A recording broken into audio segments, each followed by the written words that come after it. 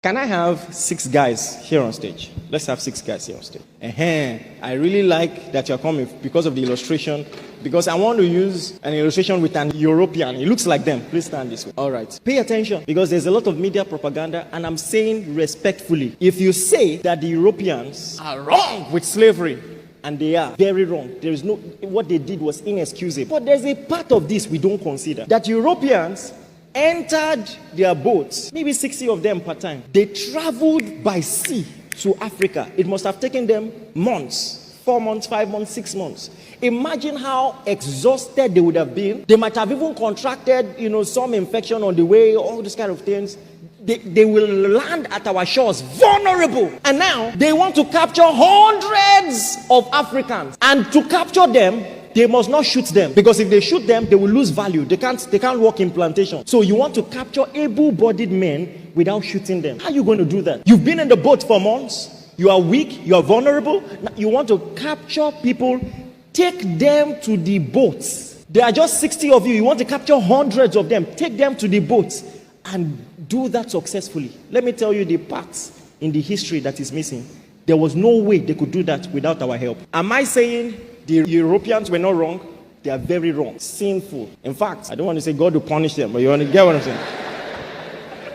But follow closely. The reality of the history is that they connived with our leaders. Many of our leaders did the capturing themselves and handed them over. So the problem is this.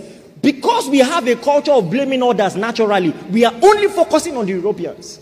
And the real cause, this culture has been passed down. Now we have a democracy. That same oppressive culture is still in politics. The real people behind it, we have not held them accountable. And so it has changed form. If you think that the real oppressive culture is in the Europeans, let them open the borders and let's see how many of you will stay next. How many of you will I see next Sunday? If they say you no longer need visa to go to US, to go to UK. I thought the culture is oppressive. In that same oppressive culture, I am not exonerating them for the things they did. But you see, your rights are more likely to be respected there. Isn't that true? So it tells you the real oppressive culture is here. We are the ones who don't know how to value a common man. Give him rights.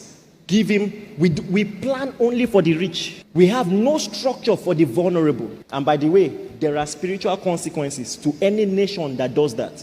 Of all the appellations of God, he introduces himself as the father of orphans, the husband of widows. If you treat the vulnerable poorly in any nation, that nation will scarcely prosper. And I'm putting it mildly. Thank you very much. Thank you very much.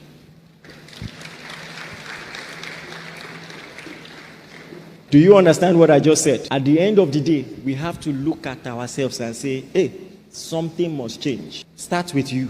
Any small thing, do you know who I am? Calm down. Where did you learn that? Who are you trying to impress? Who are you trying to oppress? We have a culture of honor. We honor God. We honor fellow men. We honor kings. They won't always deserve our honor, but we're a people of honor. Doesn't mean we won't say they are wrong when they are wrong, but we're a people of honor. Amen, somebody.